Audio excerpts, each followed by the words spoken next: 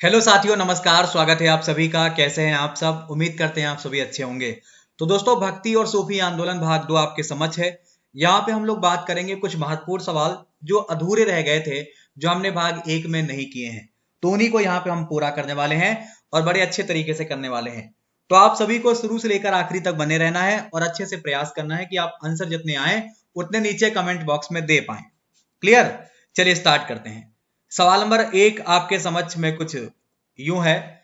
ये श्री संप्रदाय के प्रवर्तक जो हैं वो कौन माने जाते हैं?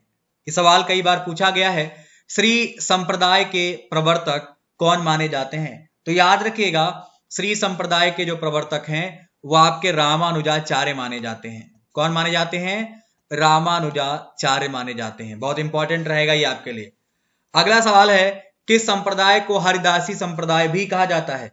सवाल है, किस संप्रदाय को हरिदासी संप्रदाय भी कहा जाता है? तो याद रखिएगा, बड़ा इंपॉर्टेंट है, बड़ा बढ़िया सवाल है। इसे आप क्या कहते हो? सखी संप्रदाय कहते हो। क्या कहते हो? सखी संप्रदाय। इसके विषय में आपको हम थोड़ी जानकारी दे दें, बड़ा इंपॉर्टेंट है। सखी संप्रदाय निम्बार्क मत की एक शाखा मानी जाती है। इसकी स्थापना स्वामी हरिदास के द्वारा मानी जाती है। ठीक है, इसे हरिदासी संप्रदाय भी कहा जाता है। ठीक भैया, तो बड़ा इंपॉर्टेंट है सखी संप्रदाय। एक बात आपको हम और बता दें, इसमें भक्त अपने आप को श्री कृष्ण की सखी मानकर उनकी उपासना करते हैं। समझ गए? चलिए आगे बढ़ते हैं। तुलसीदास ने रामचरितमानस की रचना किस भाषा में की है? तुलसीदास ने रामचरितमानस की रचना अवधी भाषा में की है। एक सवाल नीचे कमेंट बॉक्स में आपको बताना है कि रामायण किस भाषा में लिखी गई है। ये आपको नीचे कमेंट बॉक्स में बताने का प्रयास करना है, सबके लिए इंपॉर्टेंट है। चलिए हम आपको बता दें कि ये जो आपका रामचरितमानस है, ये 16वीं सदी में रचित एक बड़ा ही धार्मिक ग्रंथ माना जाता है। समझ गए? और इसे हिंदी साहित्य की महान कृति भी कहा जाता है। बड़ा इंपॉर्टेंट रहेगा, याद रखिएगा। अगला सवाल है, पैगंबर मोहम्मद साहब के कथन व कार्य कहलाते हैं? पैगंबर मोहम्मद साहब के कथन व कार्य हदीस कहलाते हैं। क्या कहलाते हैं? हदीस कहलाते हैं। तो ये पॉइंट भी आपको याद होना चाहिए, बड़ा इंपॉर्टेंट है। ठीक है। अच्छा, हदीस के बारे में हम आपको बता दें तो इंपॉर्टेंट है, हदीस इस्लामिक पैगंबर मोहम्मद के कथनों, कार्यों, आदतों का वर्णन करने वाला या विवरण देने वाला रिपोर्ट होता है। ठीक है, ये शब्द अरबी भाषा में आता है, तो ये आपको याद रखना है।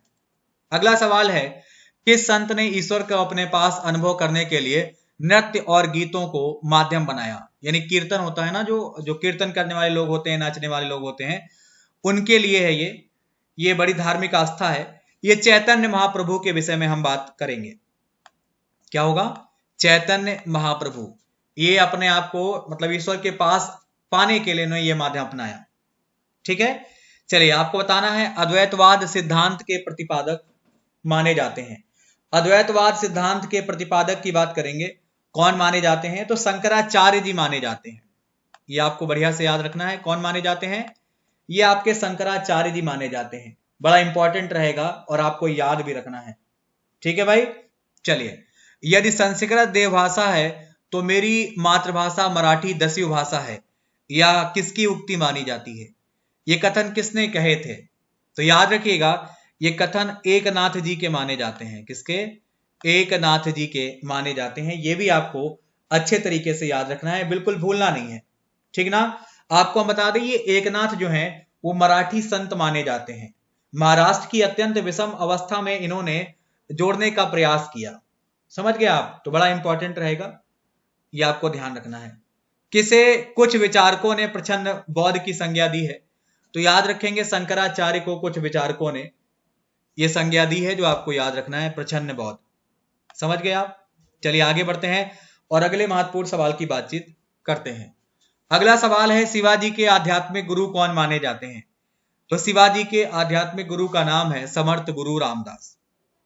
याद रखेंगे, शिवाजी के आध्यात्मिक गुरु का नाम समर्थ गुरु रामदास। ये आपके लिए बहुत ज्यादा इंपॉर्टेंट है और आप इसे याद भी रखेंगे। हम आपको बता दें, ये आपके जो गुरु रामदास हैं वो महाराष्ट्र के एक प्रसिद्ध संत माने जाते हैं। इन्होंने दासबोध नामक एक ग्रंथ की रचना करी है, जो मराठी में है। ये छत्रपति शिवाजी के आध्यात्मिक गुरु माने जाते हैं। क्लियर? कबीरदास के गुरु का नाम बताइए। कबीरदास के गुरु कौन माने जाते हैं? तो कबीरदास के गुरु कौन थे? रामानंद जी। ये आपको याद रखना है। हालांकि रामानंद ने कबीरदास को अपना गुरु, अपना शिष्य माना नहीं, परंतु कबीरदास इन्हें अपना गुरु मानते थे। तो ये आपको अच्छे से याद रखना है। चलिए आगे बढ़ते हैं। गुरु नानक का जन्म 1469 में कहां पर हुआ था? गुरु नानक के विषय में बात करेंगे तो इनका जो जन्म है वो तलवंडी ननकाना, आपको याद रखना है, यहां पर हुआ था। बहुत बार ये पूछा गया है आपसे, तो भूलिएगा बिल्कुल नहीं। चलिए आगे बढ़ते हैं। ये आपके जो गुरु नानक हैं ये सिखों के कौन से गुरु माने जाते हैं? ये आपको नीचे कमेंट बॉक्स में बताना है। ये जो आपके गुरु नानक हैं वह सिखों के कौन से गुरु माने जाते हैं? फिलहाल आगे बढ़ते हैं। संत कबीर का जन्म कहां हुआ था? संत कबीर का जन्म कहां हुआ था? तो याद रखिएगा कबीरदास का जन्म बनारस में हुआ था।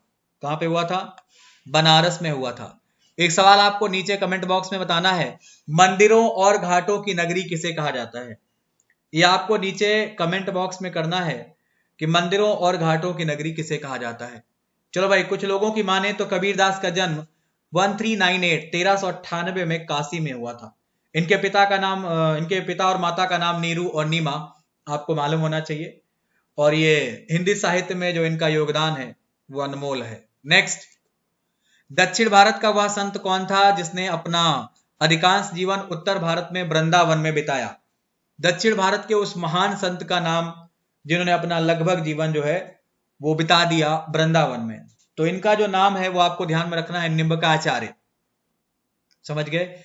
ये जो नाम आपके पास लिखा हुआ है, इन्होंने अपना समय वृंदावन में ज्यादा बिताया है। ठीक है भाई। अच्छा, इनका सिद्धांत आपको याद रखना है, द्वैता देव वेदा भाव सिद्धांत इन्हीं का है। आइए आगे बढ़ते हैं। चैतन्य महाप्रभु किस संप्रदाय के जुड़े थे? चैतन्य महाप्रभु किस संप्रदाय से जुड़े थे? तो ये गौड़ीय संप्रदाय से जुड़े थे। किससे जुड़े थे भाई? आपको अच्छे से याद होना चाहिए, गौड़ीय संप्रदाय से। आपको बढ़िया से इसे याद रखना है।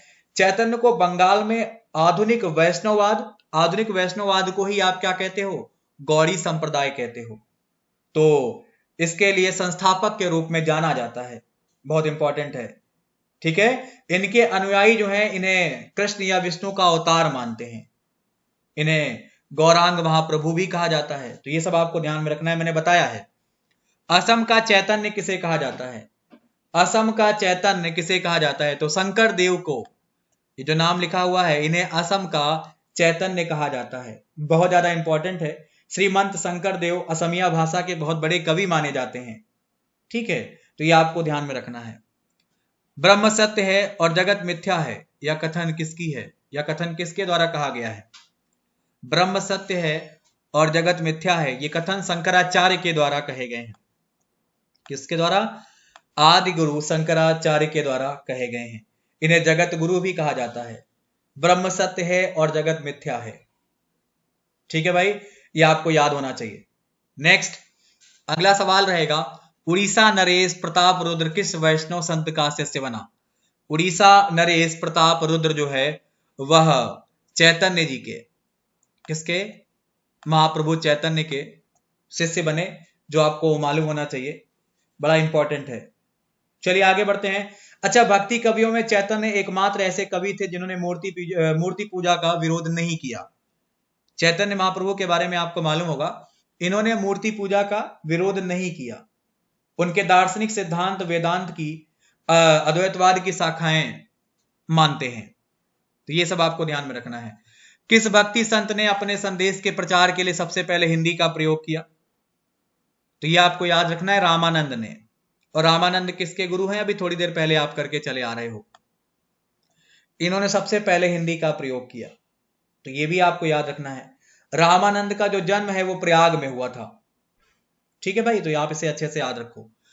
अगला सवाल है, जाति पाति पूछे नहीं कोई, हरि का भजे सो हरि का हुई। ये जो पंक्तियां हैं वह किसकी हैं? तो याद रखिएगा, ये पंक्तियां हैं रामानंद की, और बड़ी इंपॉर्टेंट है और याद होना चाहिए आपको। ठीक है, आइए आगे बढ़ा जाए अगले सवाल की तरफ। तो अगला सवाल है, भक्त तुकाराम कौन से मुगल सम्राट के समकालीन थे? भक्त तुकाराम कौन से मुगल सम्राट के समकालीन थे? तो ये आपके जो तुकाराम हैं वो जहांगीर के समकालीन माने जाते हैं। किसके? जहांगीर के समकालीन माने जाते हैं। अब आपको दो सवाल नीचे कमेंट बॉक्स में लिखना है। पहला, जहांगीर के पिता कौन थे, और दूसरा, जहांगीर का पुत्र कौन था। ये आपको नीचे कमेंट बॉक्स में बताने का प्रयास करना है, ये बहुत ज्यादा इंपॉर्टेंट है। ठीक है भाई, आइए आगे बढ़ते हैं अगले सवाल की तरफ। किसने कहा था यह संसार वेद और सृष्टि कुरान है? ये कथन किसके द्वारा कहे गए थे? तो आपको याद रखना है, ये कथन रज्जब के द्वारा कहे गए थे। ये कथन रज्जब के द्वारा कहे गए थे। आप इनके विषय में नहीं जानते होंगे तो जान लीजिए। रज्जब जो है वो भक्ति आंदोलन के एक संत कवि माने जाते हैं। ये दादू दयाल के प्रमुख शिष्यों में से एक थे। ये ना राम भक्ति के थे और ना ही कृष्ण भक्ति के थे। ये राम रहीम और केशव करीम की एकता के गायक या निर्गुण संत माने जाते हैं। ठीक है, बड़ा इंपॉर्टेंट है और इनके द्वारा ही ये कथन कहा गया। भारत में चिश्ती सिलसिला किसने स्थापित किया? तो भारत में जो चिश्ती सिलसिला है वो शेख मोइनुद्दीन चिश्ती के द्वारा स्थापित किया गया। ये आपको बड़े अच्छे से याद होना चाहिए। अगला सवाल है, किस सूफी को बख्तियार काकी या भाग्यवान रोटियों वाला कहा गया? तो ये आपको ध्यान में रखना है। ख्वाजा कुतुबुद्दीन नाम है इनका। क्या नाम है? ख्वाजा कुतुबुद्दीन। इन्हें क्या कहा गया? बख्तियार काकी कहा गया। चलिए फिलहाल आगे बढ़ते हैं अगले महत्वपूर्ण सवाल की तरफ। अगला सवाल है, नरसिंह मेहता के प्रसिद्ध संत थे, मतलब कहाँ के प्रसिद्ध संत माने जाते हैं? तो नरसिंह मेहता के बारे में आपने पढ़ा होगा, सुना होगा। ये जूनागढ़ गुजरात के समीपवर्ती लताजा नामक ग्राम में या ग्राम से संबंधित माने जाते हैं। तो ये आपको ध्यान में रखना है। नरसिंह मेहता गुजराती भक्ति साहित्य की श्रेष्ठतम विभूति के रूप में भी जाने जाते हैं। तो गुजरात आपको याद करना पड़ेगा। आगे बढ़ते हैं। तो किसने भगवत गीता पर भावार्थ दीपिका नाम से वृहद टीका मराठी में लिखे, जिसे सामान्यतया ज्ञानेश्वरी के नाम से जाना जाता है? उत्तर होगा संत ज्ञानेश्वर। क्या जवाब होगा? संत ज्ञानेश्वर। तो इस तरीके से हमने भाग 1 के 25 सवाल और भाग 2 के 25 सवाल, कुल मिला के 50 सवाल हमने इसके कर लिए हैं, जो आपके एग्जाम में बार बार आते हैं। तो आप सभी इसे अच्छे से पढ़ डालें और अपनी तैयारी को अच्छा करें। आपसे हम यही उम्मीद करते हैं। कुछ और इंपॉर्टेंट बातें कर ली जाएं तो अगर आपने अभी तक अनअकैडमी ज्वाइन नहीं किया है तो ज्वाइन कर लें। वहां पर आपको टॉप एजुकेटर से पढ़ने का मौका मिलता है और सारे विषय एक साथ कवर करने का चांस मिलता है। अगर वहां पर प्लस लेते हैं तो आप मेरी चीजें डिटेल में कर पाएंगे। मेरे जो क्लासेस हैं उन्हें आप डिटेल में कर पाएंगे, जिसके लिए आपको कोड यूज करना है दीपक सिंह YT10। ये हमारा अनलॉक कोड है। अगर आप फ्री क्लास भी करना चाहें जिसके लिए आपको पैसा नहीं देना पड़ेगा तो वो आप कर सकते हैं 8 PM पर। वहां पर आप आने वाले बैच ज्वाइन कर सकते हैं और पुराने बैच की रिकॉर्डिंग भी देख सकते हैं। तो आपके लिए अच्छा है, आप इसका फायदा उठाइए। सबसे इंपॉर्टेंट यह है कि अगर आप SSC में प्लस लेते हैं तो वहां पर आपको आस्क का डाउट का फीचर मिलता है, जहां पर आप अपने डाउट क्लियर कर सकते हैं, खुद से पूछ सकते हैं। ठीक है भाई, फिलहाल ये आपके प्लस के चार्ज हैं। अगर आप 24 मंथ का प्लस एक साथ लेते हैं तो आपको 150 रुपए से कम भी देना पड़ता है पर मंथ के हिसाब से। अगर आप 12 मंथ का प्लस एक साथ लेते हो तो आपको 250 पर मंथ के हिसाब से पे करना है। तो इस तरीके से आप पे करके अपनी तैयारी को अच्छा कर सकते हैं और चीजों को जान सकते हैं। फिलहाल मुलाकात करेंगे हम आपसे अपने अगले वीडियो में। आज के लिए इतना ही। नमस्कार, धन्यवाद, बाय बाय।